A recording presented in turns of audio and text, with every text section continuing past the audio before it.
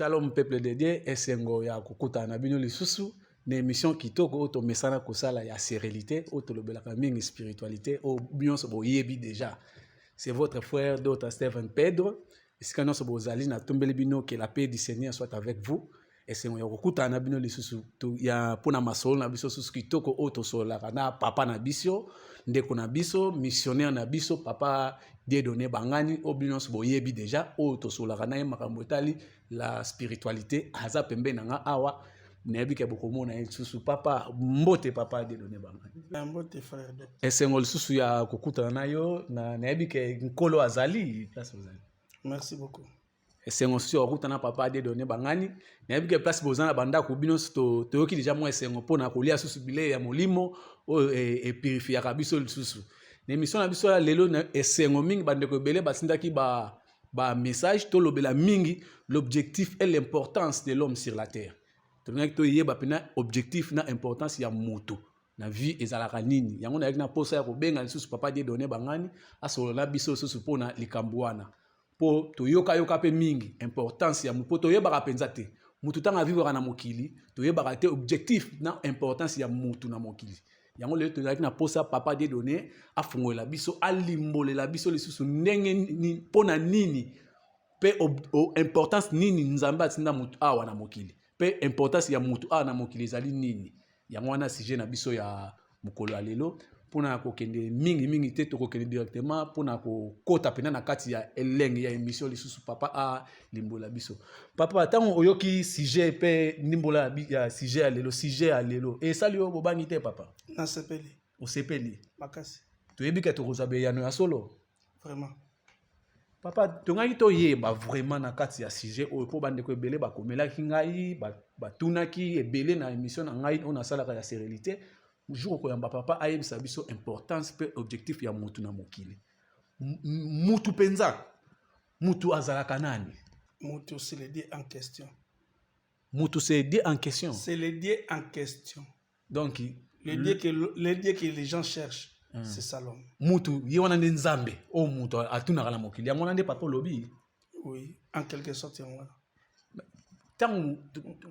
tango opesi biso réponse ke mutu ye wana nzambe mais toyebi ke nzambe azalaka na limite te mais mutu aza na balimite c'est faux mutu aza na limite te mutu aza na limite eza nde oyo babengi ignorant endormi mais un homme éveillé ape aza na limite te.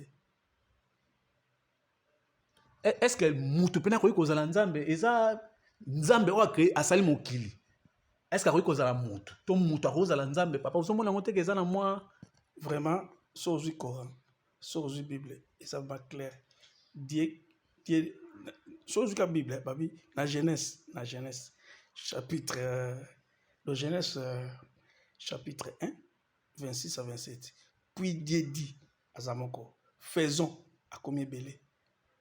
Puis Dieu dit à Zamoko, faisons l'homme à notre image. Faisons ce que nous avons na kati na combien? Ebele. Faisons l'homme à quoi? À notre image. Selon notre ressemblance. Bon, si nous avons nous autres. Mais ngala ebeza na ba religieux ebele ba boya kabilo kona ba ebi ke balobaka nzambe azaka moko mutu azaka mutu azana ba capacité azana ba limite mais pas na nzambe azana ba limite te. Mutu alalaka mais nzambe alalaka te. J'avais dit aussi la fois passée par la première émission que nous avons tournée, la gloire de Dieu, c'est de cacher les choses. Et la gloire du roi, c'est de sonder les choses. Donc, au fait, ce qui est par rapport à la lecture biblique, tout élément. Maintenant, tout est un sondage. Au fait, d'abord, il faut, quand on parle de Dieu, hein, le Dieu que nous parlons, c'est le même, c'est l'homme en question. Donc, Naina Lobaboué, au fait, Mukili, avec Salama, Nzambe, donc Mukili a différentes dimensions. Maintenant, la création, qu'est-ce qui s'est passé? On a par exemple la boule mort à glace. Boule mort à glace.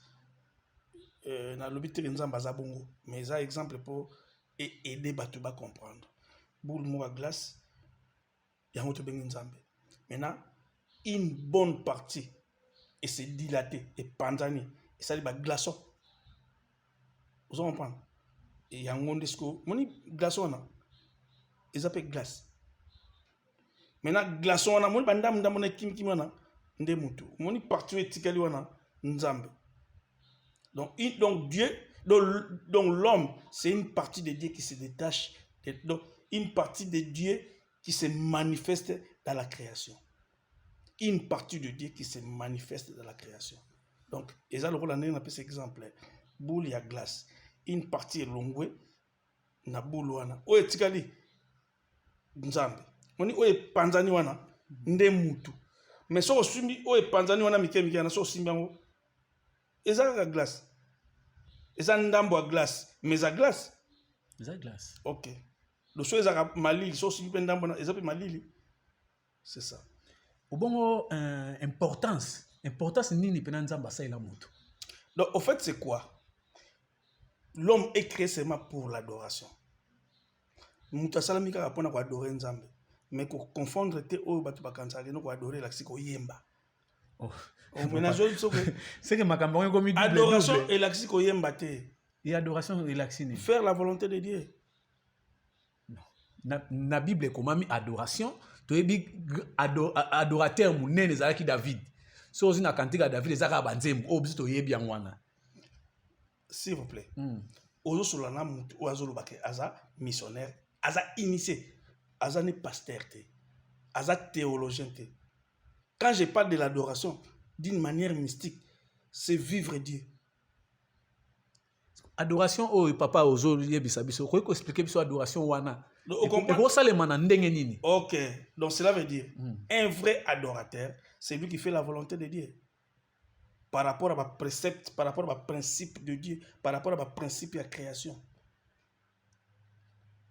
Donc il a son alandi papa bien à bokebi. Donc so ozo tambola na volonté à nzamene ozo sala adoration. Oui. Yangwana. Il y a un objectif, il y a mutu o nzamba. Donc nzambe asali kaka mutu pour adorer, pour glorifier. L'homme est créé seulement pour la gloire de Dieu. Et quand Dieu voit l'homme, il est glorifié. Et ça c'est na moi tina moko susuta à part wana. Bo tinani. Koliana wana na ko melana yo ngolo ko tsana makambo. So ngoya na makambo ya. Quand tu veux parler de Dieu, quand tu veux parler de la spiritualité, hein? Vraiment loin de ce qui est matière. Na lo bango na terme ya ba religieux. Loin na makambo tali création. Donc moi ce que tu lis pas tolé, ça n'a rien à voir avec la création. Puisque Dieu sait que non, il faut que tu lia pour tous alanzo to makasi. Et ça n'angote que non pour te lia faut tout ça là exercice pour nzamba ya kopia. Avant qu'il crée l'homme, il a déjà mis tout en disposition de l'homme. Ça n'a sert à rien, il y a qu'on rappelle là qu'il pour ça tchakango déjà wana. Bon papa, la plupart des gens et la plupart des pongas côté to so na bon na zo ka pe ko sonde penser no par rapport à la question autour nanga. OK. Alors ceux ozo ke nanga na ndenge moko boye ya excusez terme et ce que opété na zo blessé opété. Ceux ozo poser nga ba question par rapport à ya ndenge tam so yokela ki que non adoration lexico bina na ko yemba. Bon,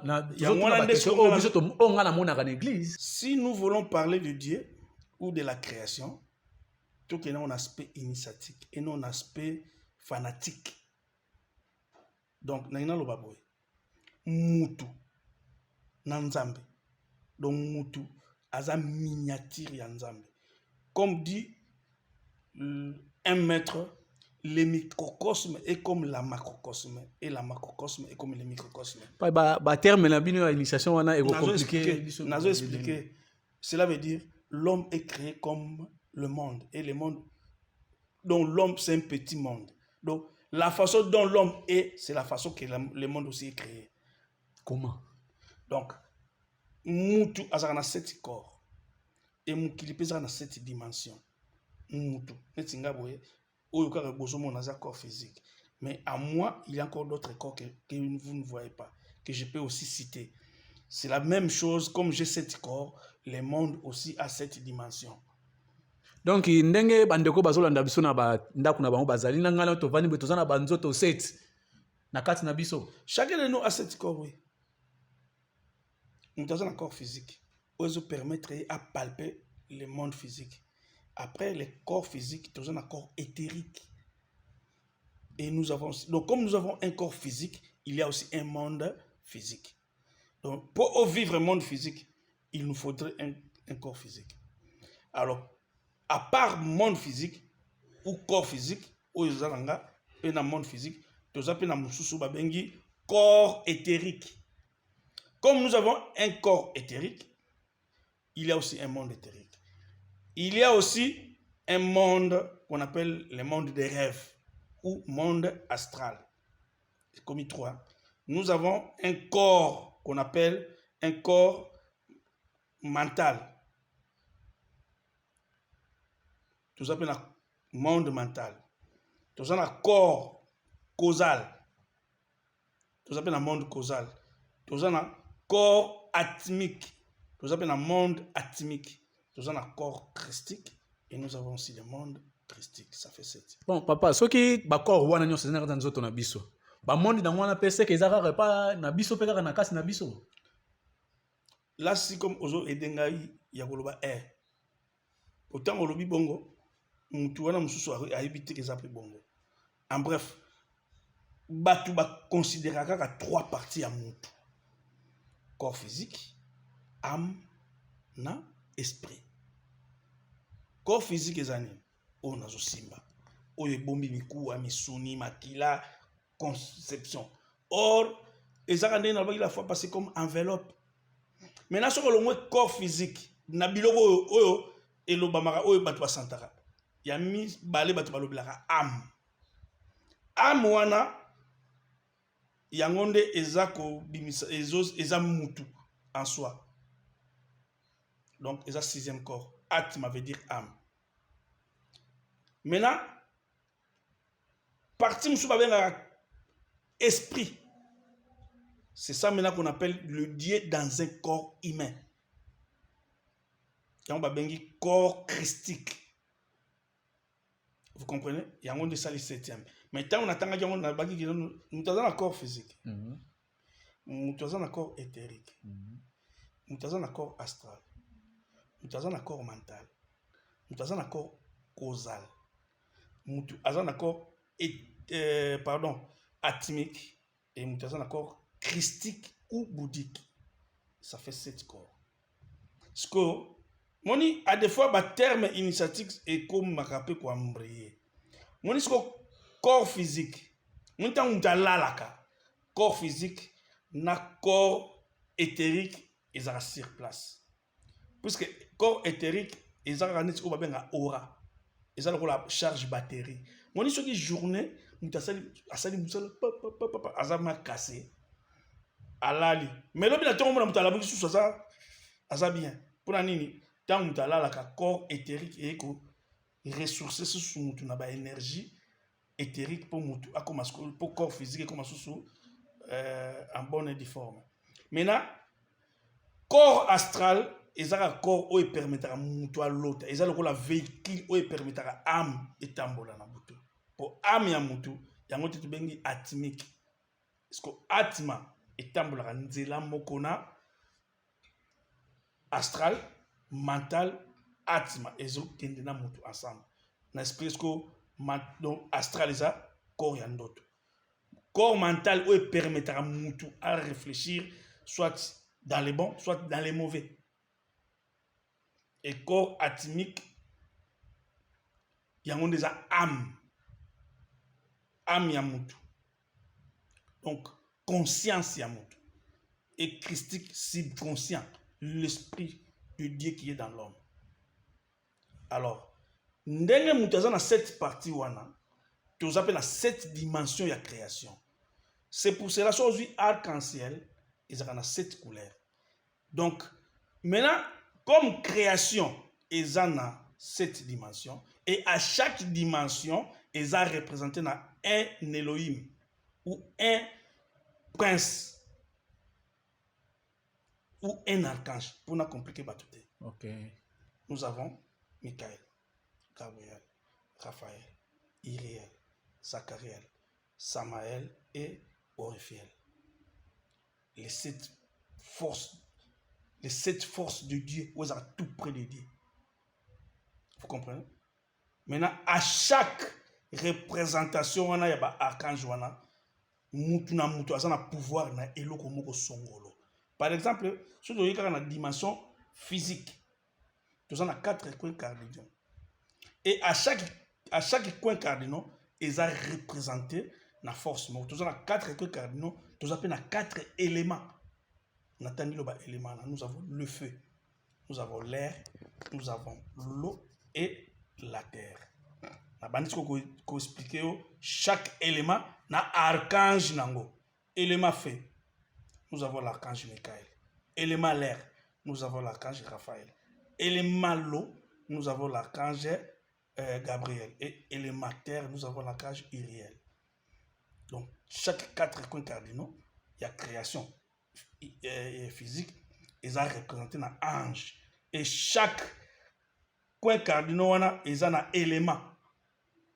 Maintenant, chaque archange a un groupe des anges où ils sont dirigés. Est-ce que je me fais comprendre? Très bien, très bien. Alors, question est adoration. Maintenant, cela veut dire une partie de Dieu où est commis humain, le corps est du corps physique. Corps physique est randaka.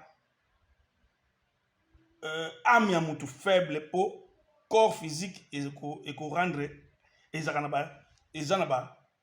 ko pousser âme ya mutu na ba désir corps physique et ko pousser mutu na ba désir. Maintenant pour demeurer toujours Dieu pour na kozala kaka nzambe pour ozanzambe ozu corps physique okomi lokola moi modification salami okomi lokola moi prison pour nzoto ezala lokola prison ya âme. Âme sikoyo ekoti na kati nzoto paf nzoto sikoyo akomi ko contrôler âme akomi ko pesa posa ya kolia posa ya boye. Maintenant soki mutu sikoyo a contrôler ba posa wana te a se laisser faire na obligation anémique ya nzoto nde mutu akomi faible alongwe nzambe akomi inférieur. Alors, c'est par là maintenant, Dieu étant Dieu, pourquoi nous avons fait la joie? C'est ça. Puisque j'avais dit, la gloire de Dieu, c'est de cacher les choses, et la gloire du roi, c'est de sonder les choses. Dieu est infini. Et la création, comme je dis, Dieu, c'est comme une serpent qui s'est mort la tête. Mais, na kati ya cercle, c'est ça la création. Na libanda na épée, c'est ça Dieu. Maintenant, mutu oyo aza humain comme moi, même si tu fais la divinité ou tu fais des enseignements spirituels dans la dimension nyons tout, ba ko permettre yokoka oyo ba oza na kati ya cercle. En dehors de cette cercle là, oyo baté. Oyo une dimension aoun. Dimension aoun. Oui. Donc l'infini de Dieu. Au-delà de ce qui est création, au-delà de la création. Puisque création est bandit, manifestation création est bandit la dimension christique. Mais au-delà de la dimension création, Dieu continue toujours à exister. Au-delà, puisque Dieu il est infini. Maintenant, l'infini de Dieu, c'est impossible à un homme humain d'aller au-delà. Vous comprenez? Donc, et à chaque dimension, donc, par exemple, lorsque l'homme a été créé, l'homme était un homme christique. Maintenant, la création, donc, il y a eu une, que dirais-je, chute, moi, salama, au pesaka, différent au photo de l'église.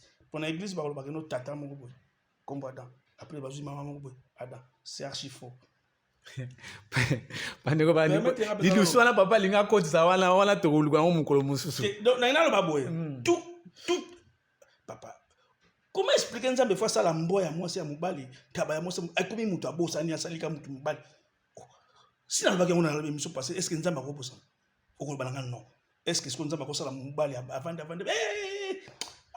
fana c'est les moi c'est donc c'est que faux débat. Papa poto kende moi na rapidité po tant papa appellera déjà pesaka na bandeko basolanda tikaka papa aloba Bon moi singa zo kate maloba te télévision lingonga. Problème les années. Otuninga question sur l'adoration. Donc on ne peut jamais parler de l'adoration sans parler de la création. Pour que tu comprendre l'adoration bien, pour que tu comprendre l'adoration des nini, faut comprendre que shit des nini. OK. Les sous me bandit nini. Et c'est impossible de trouver l'adoration sans que vous ayez les sous. Les sous me bandel wapi papa. Les sous me bandeli te na tangu adana Eve baboyaki kolia mbuma. Bon baboyi mbuma ali. Tu fais nous déjà moi quelque temps. Aujourd'hui yo kangani na zoloba, to so na émission. Ko kenanga na aspect religieux. Ils ont permis que les gens évoluer. Il y a un aspect aspect aspect initiatique. Ça veut dire quoi? À des fois, il faut comprendre. Adam et Ève existent. Autour de la vraie question, on début que nous sur l'adoration. Donc, pour moi, pour adoration, il faut chiter. Je sais que les sous-moyens na volonté pour ensemble. Pour nzambe aibi nyonso na oyo koya lelo na oyo na koya na ebi kutute na oyo lobby pa nzambe par hasard existera te papa na kati maloba te soki shita mokile salema wada F basumuka ezapo nzambe mo muta sale ba piège wana te o comprendre ngate d'abord ngana na zolo ngana na dan pour na tche mpanzi na tupe F na tche mpanzi mon temps nzambe sali bato on était créés nous tous le même jour. Oh oui. Comment ça? Ah, c'est ça maintenant le problème. Jusqu'au jour quand c'est non, nous avons besoin de zaboye. Na ibi koza na mwasi na utobota mwana mwa kitoko ya mwasi. Donc ce que moi nous sommes robota bona ba saliete. Nzamba zo zela sala. Toi za na ye mais physiquement bona na se manifester. Moni mwana robota. Ou faut bota sous lobby. Faut ça là-bas. Pas à exister. Mais na physique boye azuna no corps. Et puis, na utako lobelo dernièrement, mutso akufi azongaka. Mutso akufi azongaka. Mutso akufi koro nde mute kufi. Nzoto nde mutu elongwe. Mais ye mutu en soi, akufi tazo ko exister. Pour âme wana za toujours ko continuer ko vivre. Prochainement ba ko lukila mo susu corps mususu et yesu ko bota na libota pe mususu. Donc, tu évoluer pendant la compréhension. OK. Tu évoluer dans la compréhension. Pour ceux qui, ça risque de ça la tourbillon. Pour la initiation ou bien la spiritualité, hein, ce n'est pas comme on dit dans la religion que non, nous avons yebi. Vous comprenez? Dieu a déjà tout créé. C'est à l'homme d'expérimenter la création. Donc, nous avons pour expérimenter création. Parce que tant que nous avons expérimenté création, hein, en respectant la volonté de Dieu et non votre volonté. C'est ça maintenant. Puisque tant que vous commis un corps, vous commis un peu faible. Maintenant, la faiblesse au corps a pesé, que ça la pose à corps, mais ça a toujours la volonté de la création. Nebi ke bande ko bandi passe bazana banda ku ba luki pena place toucher bango na si biso nyonso to yeba création salema ndenge nini. Mais na expliquer ko tout pour na tana ngonga to kozana émission mususu ekoya to luka papa expliquer biso création biso to yokaka po biso to yebi ke ezali adana F nde basala ki lisumu na jardin de den yango ekotaki mais papa to luka to benga papa mukolo mususu expliquer biso très bien to papa na lingi ko scandaliser moni tim qui les a là hein ne bolbaka o ange moko boye na kombo ya Lucifer moni ange kombo Lucifer a existe à terre moni tango zo ba sujet mais capé ko sala mo ba recherche oye pa na to sololi ange na kombo Lucifer a existe à terre. C'est un maître qui a chuté. Et la plupart des religieux, c'est le maître en question qu'ils adorent. Comment papa? Biso na religion to adoraka Lucifer. Non, tu as mal compris. Dans le Bible, na chute ya humanité. Donc ceux qui olingo yeba mutu, ceux qui olingo yeba adoration, il faut yeba paix. Donc, il faut y avoir une création, création, et puis, shit et bandin. wana nde ozana facilité comprendre que eza boye et non bapesi kaka tak ondimi olobi non moni soko ozwi ndenge balobi ke non ange moko boye na kombo ya Lucifer ashita ye nde mutu aye komema mabe na mokili soki nga nazwi biso ke non ange au nom de Lucifer aexistaka te pour mon Lucifer elakisi nango kaka porteur de lumière or momemi mwinda ayedaka mutu ayedaka nzele mona na clair nakopesa oka verset moko verset wana nakopesa yo nde okomprendre que Lucifer ezaka compliqué. Est-ce que tu sais que Jésus même est Lucifer? Jésus Lucifer. Oui, porteur de lumière. Maintenant, nous avons un verset dans la Bible. Est-ce que vous savez Lucifer c'est qui? Verset dans la Bible. Apocalypse 22, verset 16. Et là bas mon pena moi Jésus. Apocalypse 16. Apocalypse 16. Non. Apocalypse 22, verset 16. Ok. Moi Jésus, j'ai envoyé mon ange pour vous attester ces choses dans les églises. Je suis les rejetons et les postérités de David, l'étoile brillante du matin. Olobi na ngani nisko na verset. Yesu alobi ke ye azali minzoto oyo epesaka lumière na tongo. Obi minzoto nini epesaka lumière na tongo? Soleil. Siko Yesu aza momemi nini? Mwinda. Yesu aza nani? Lucifer. Bandeko balani wana papa Dieu donné mutaso loba. S'il vous plaît. Problème est ça. Mutu banda botama. Banda kola. Ayoka ngona note. Et ça l'est bien te. Maintenant, il faut maintenant expliquer. Okay. C'est qui maintenant le diable en question. Vous comprenez? Moni tito zabo depuis création. Mutu kaka onzamba beke no atu nzambe nzambe pesanga kombo na yo. Partout au bawe soka Moïse. Ou bien ok. Moni comme Moïse abandaki ko loba langue nini. Vous comprenez? D'abord faut banano azaki mte colonie. Vous comprenez? Ana loba langue hébraïque. Vous comprenez? Ok.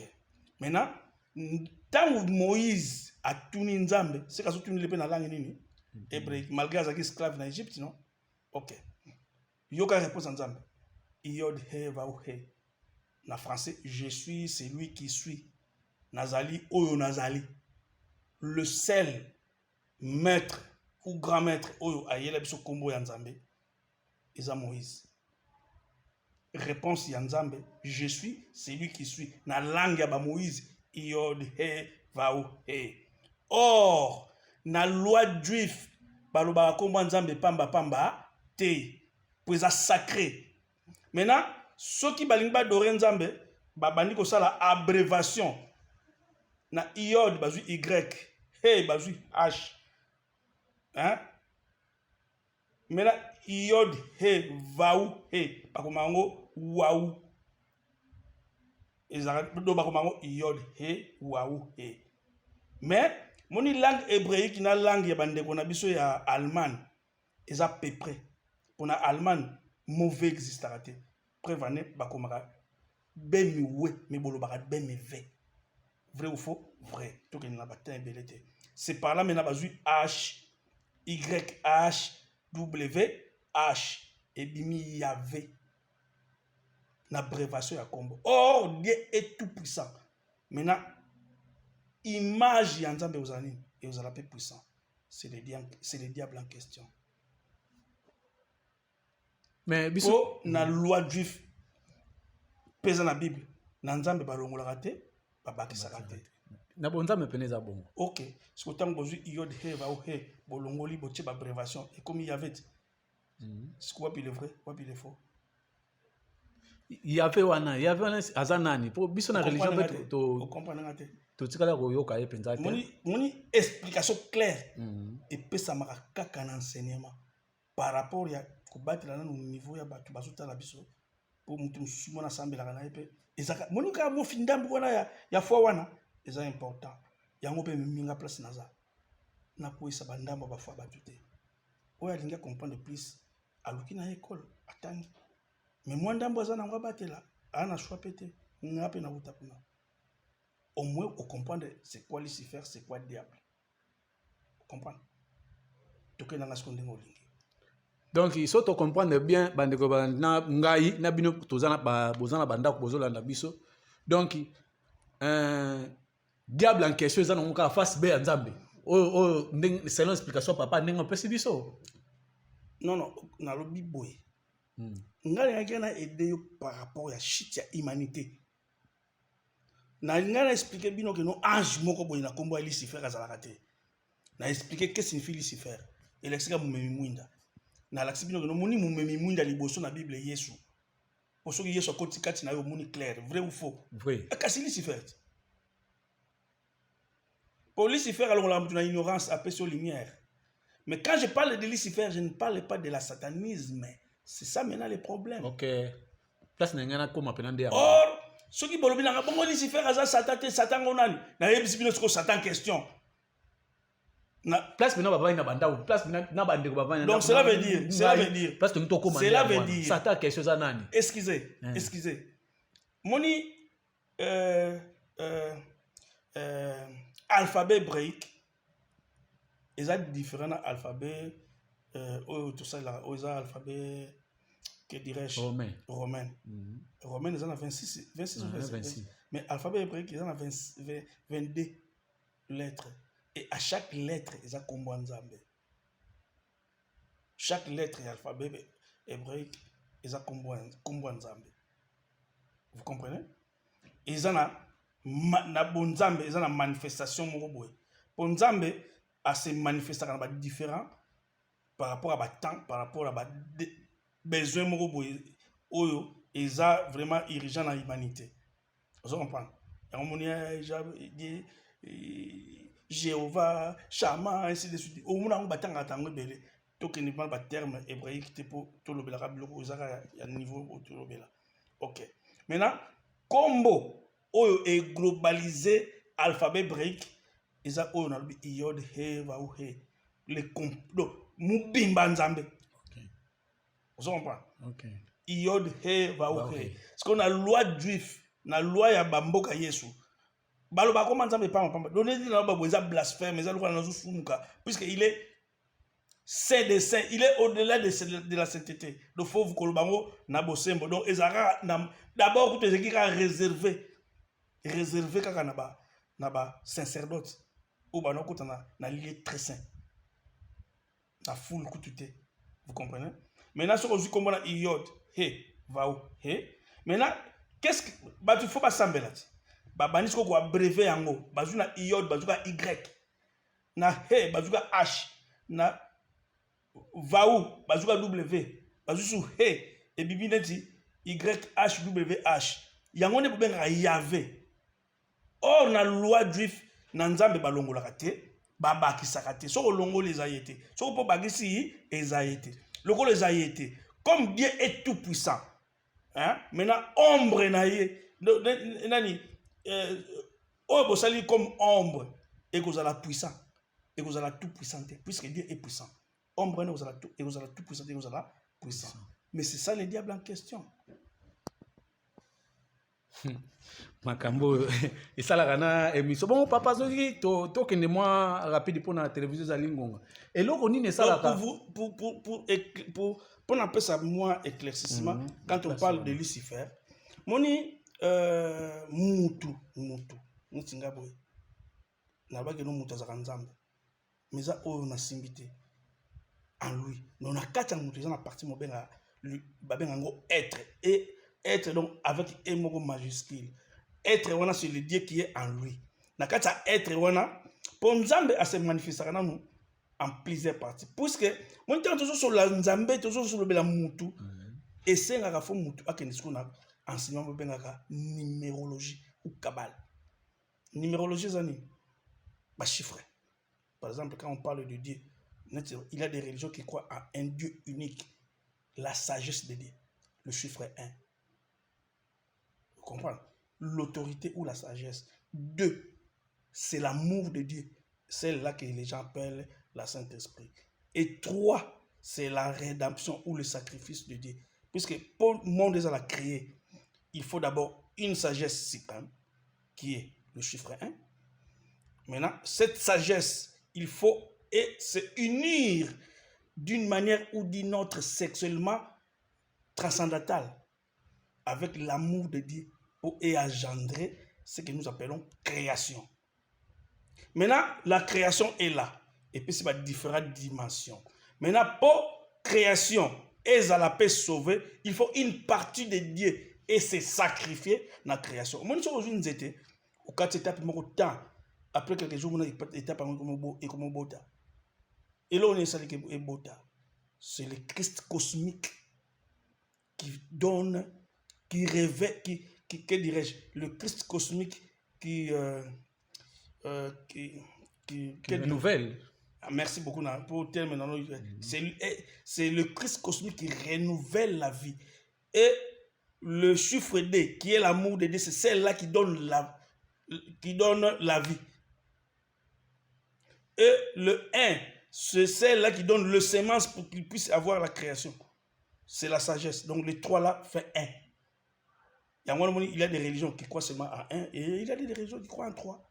Le 3 fait 1. Mais ça mal expliqué. Maintenant, comme l'homme représente le Dieu ici, la terre, donc en l'homme, pardon, il faut que les trois là soient aussi dans l'homme. Maintenant, âme, c'est ça qu'on appelle l'esprit de l'homme. Dans le terme initiatique, on appelle ça être. Maintenant, dans la numérologie, c'est chiffre 4. En bref, dans la dimension supérieure, je parle de la manifestation de Dieu. Nous avons le 1, qui est le Père, ou la sagesse. Nous avons le 2, qui est l'amour, ou soit, comme le disent les chrétiens, Saint-Esprit. Mais moi, je dis que c'est une maman qui donne la vie à la création, et le Père qui donne le sémence pour que le monde soit créé. Donc, entre le 1 et le 2 se unissent d'une manière transcendantale pour épaisser sa vie. Mais ça ne se limite pas par là. Nous avons le chiffre 3, qui est le Christ. Et le Christ, c'est celle qui est là pour se sacrifier, pour sauver la création. C'est pour cela, un jour, j'avais dit, Jésus, c'est un grand maître, puisque à joie attitude, il y a Christ, à d'Optango, il se sacrifie à la croix pour sauver l'humanité. Puisque c'est le Christ qui se sacrifie pour sauver la création. Donc, maintenant, les trois là, et se cristallisent dans le corps, il y a Moutou. Il y a le chiffre 4, l'âme et l'esprit, ou être. Maintenant, qu'est-ce qui se passe? Maintenant, l'homme n'arrive pas à comprendre ce qu'il est. Au lieu de se contacter dans les trois là qui est dans lui, ils ont contrôle, il y a reste. Oh, tu vois que nous sommes dans 7 corps, non? Alors, le roi est dans 7 corps. Le 7e corps, c'est le Dieu. Oh, tu vois corps christique. C'est le Dieu qui est dans l'homme. Maintenant, Moutou a se trompé. Abani ko la premier corps, où ils ont une enveloppe, n'a pas désir. Maintenant, tellement que Dieu est saint, abani atikeli autant, atikeli âme temps et se jouir. Maintenant, Moutou a commis esclave à corps. Maintenant, quand il commence maintenant à contrôler les désirs, âme nayo et que se connecter dans l'esprit, c'est par là maintenant l'homme revient maintenant, il devient maintenant à zongeli position de la création a commis homme Dieu. Bato abongo bazala neti Jésus, Bouddha, Mahomet, Krishna, Zoroastre, mutu me azoloba nzambe. Donc azoloba, moni wa lobi, yango fait ça ma peau, ce n'est pas le corps qui parle mais c'est son esprit qui parle. Maintenant, le problème est dans le christianisme, on n'arrive pas à aider les gens dans la religion en soi. Quand je parle de la religion tout court, la ponité, mon religion, ils ont le ntaba bakanya na singa bazo benda ye. Ndima côté gauche OK, ma droite OK. Donc yo ça na okolo bakutu ni non ni oui. Okosala o batindio. Est-ce que vous vérifiez ça? Oh, quand Dieu parle, c'est ça. Ce qui nous a lobby, il y a mon de vrai. Et non ce qui nous a lobby. Pour moi, les écritures, oui, le livre et ça, ce sont des livres qui sont inspirés. mais aucun nango na mayele na entendement humain. Donc quand l'esprit commence à contrôler le corps de l'homme, c'est par là maintenant l'homme il revient comme il était créé. C'est par là qu'on appelle homme-dieu. Et quand le corps contrôle les différents corps de l'homme, âme maintenant est comme prisonnier à corps, maintenant c'est par là qu'on dit homme animal ou homme pécheur. bandeko balandi télévision ezali ngonga toyebi ke maloba oyo ezowuta na ame epesaka kaka posa nayebi ke biso nyonso na ndako posa esila te mais télévision ezali ngonga papa mpona mwa conseil mpona bandeko baza kolanda okoki kopesa bango makambo etali mutu objectif ya mutu na mokili ekozala nini?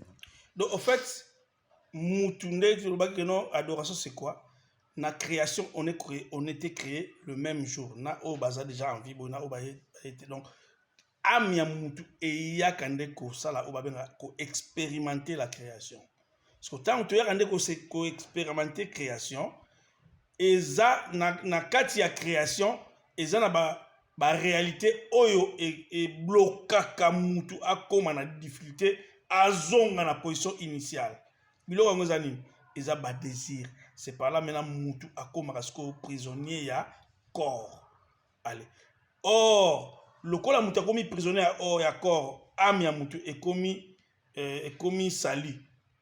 Parce que moyen ezonga na place initiale. Na place initiale c'est quoi? Ou c'est où? C'est là où Dieu est, na dimension supérieure. Pour mutu auti na dimension supérieure, aye ko expérimenter. Donc une partie ensemble s'est détachée et ko expérimenter. Maintenant une partie de Dieu où est supérieure, ils ont contrôlé une partie où est kiti. Maintenant moyen connexion est à la correcte, c'est pas nini. Des connexions salami à partir ya par acte négatif. Donc l'issue est comme la saleté devant l'esprit de Dieu. Maintenant mutu a tikalika na difficulté. Maintenant pour revenir dans la forme na créature et créer forme na oyo va créer là, il faut ça le travail ya ko nettoyer. Et ça la personnel, et ça raté que mutu face à la place na comme les gens disent que non ndenge yeswa ba kena na ekulu su masumu na biso bikisama bato bazo souffrir, bato bazo nyokwama kasi masumu bikisama na Israël. C'est que Jésus a un modèle à suivre. Lui, il n'a pas péché, mais il est venu nous montrer comment revenir. Ayaki kaka komi sonzola ou bien komi tika pour azunga biso to reprendre forme wana. Donc yangwana na bik ezana versement on appelle à chaque jour. Jésus a dit si quelqu'un veut venir après moi, qu'il renonce, qu'il se charge de sa croix et il me suit. Alors le golo yoyebi ne ba memela ke kulusu te ya laksi yo nanu ndenge nini ba memela ke kulusu a omoni monde batambula na mukile monde ba memela ke kulusu ale yo pezo ayo landanga et kulusu ngozani il faut accepter qu'on renoncer na mal pour Jésus a salango physiquement mais ezaka spirituel c'est ezaka codé donc Jésus c'est un grand maître et puis croix moni ligne ya croix ezaka na deux lignes banzela mbalite ezaka verticale na horizontale. De la naissance à la mort, de l'ignorance à l'éveil de la conscience. Et ça, vous comprenez? Donc, de la naissance à la mort, de l'ignorance à l'éveil de la conscience. De l'ignorance et ça, croix. Donc, Jésus, c'est un grand. Maintenant, vie sur la terre, c'est une croix. On a dit, je ne sais pas, on dit une croix. Varier plan. Il faut varier. On dit une croix. Excusez pour nous, c'est une croix. Maintenant, le problème, c'est quoi? Moni moutou na satan. Tanga botami. Na tang sa classe. Akoma docteur. Akoma boy. Soukanango. Asali mbongo. Atongi bandako. Asali ofasala. Soukanango. Akena tombe. Ça n'a rien à voir avec ce que je dis. Or, na satan, faut tanga. Faut bala. Faut lia. Faut mela. Mais, il faut d'abord une ignorance spirituelle aucun éveil. Il faut maintenant équilibrer les deux. Malgré aujourd'hui, malgré aujourd'hui, il faut dire que non, j'ai été créé ou je me suis détaché d'une dimension. Il faut que je revienne à ma forme, pardon, qu'on m'a créé. Cela veut dire Pour na zonga na lolenge wana, il y a un travail à faire. Travail wana tu feras ça seul et ça muta ça na place noté. Donc Jésus étant que grand, Azal les premières personnes dans le wana. Depuis la création, ba maître divin ou ba grand maître, ba yaka toujours koya ko sunga biso bande ko na bango to bungi nzela. Ba yaka ndeko se sacrifier na kupona ba aider biso to comprendre que non nzela oyo toujours que ndi yango teza nango oyo. Donc na mukuse pona zo tenter c'est une enseignement bimba. Donc il faut le seul chemin où il faut que nous montions en forme créatrice, c'est le chemin de la croix, qui n'a rien à voir avec ce que les gens disent. Le chemin de la croix, c'est celle qu'on appelle le chemin du sacrifice et le chemin de sanctification. Merci, Papa Dieudonné Bangani. Et c'est moi, koloba maloba kitoko, obisono sotolandi, toyaki longona bisona bino na bandaku, nangai pe awa, to sepel to yoki penza. Toyoki ndenge papa apesi importance ya mutu, toyoki pe papa apesi tina o nzambe atindelaka biso na mokili. Ezalaki émission na biso ya kitoko ya sérénité, o tolobelaka mingi na spiritualité, esengo ya kozala susu na bino bo eloko tokosenga kaka bo s'abonner na chaîne na biso YouTube, ba numéro na biso za koleka na baba ya écran na bino, na chaîne na biso ya YouTube ya DBN Vision Santé. Bo s'abonner. Soki ba question ya kotuna ezali ba question ezali botuna tokoluka suko yamba papa na émission mususu ekoya ako meka suko expliquer bino. C'est votre frère ndeko na bino Dr Steven Pedro et c'est moi ko yamba bino na ko yamba ngai na papa Dieudonné Bangani na ba ndaku na bino et c'est moi kozala makasi susu to et c'est moi ekoya makasi na émission mususu ekoya. Que la paix du Seigneur soit avec vous papa pour moi le basuka mbote pour nga déjà na sisi na bandeko. Vraiment merci beaucoup. Rolo bakaka kolia komela kosala ofo kosala eza bien tant que ça se jouir il faut pas que non eza na jour moko to kokufa et âme na biso et ko rendre compte. Je m'aimerais mieux na interpeller na mutu so azotalanga que on nous a prêté vie humaine au ezaka ba défi sa biso ngo. Donc tout le monde, peu importe ce que tu es et ce que tu fais et ce que tu as, il y aura un jour, nous allons rendre âme. Et c'est le jour que nous allons nous justifier devant celui qui nous a donné la possibilité de vivre ce que nous vivons. Donc, nous avons interpellé il y aura un jour qui va rendre l'âme. Et le jour-là, à quoi raisonner que nous nga mutali bosote na lobiango baye baloba makambo na zolo ba avanga bazali ba mususu kutu bandima ba kufa likolo ko loba vérité po maloba oto zolo ba epesaka penza esengote na batu o bazo sepela ko lia komela. Mais je dis ko lia komela eza bien, mais il y aura un jour tout le monde va mourir. Et ce que nous vivons, ce n'est pas la réalité. Au-delà de la mort, il y a c'est ça qui après l'iwa ne réalité za rende kuna. Pour eux, ils ont une illusion. Donc, Tobo Sanare, tout ça éternel, na humanité. Tout est barré notre okufa. Donc, nous avons rappelé Moutou qu'il y a pesalaka. Au rendre compte na ozo salalelo. Merci beaucoup. Ok, merci Bandeko Balandi. Que la paix du Seigneur soit avec vous.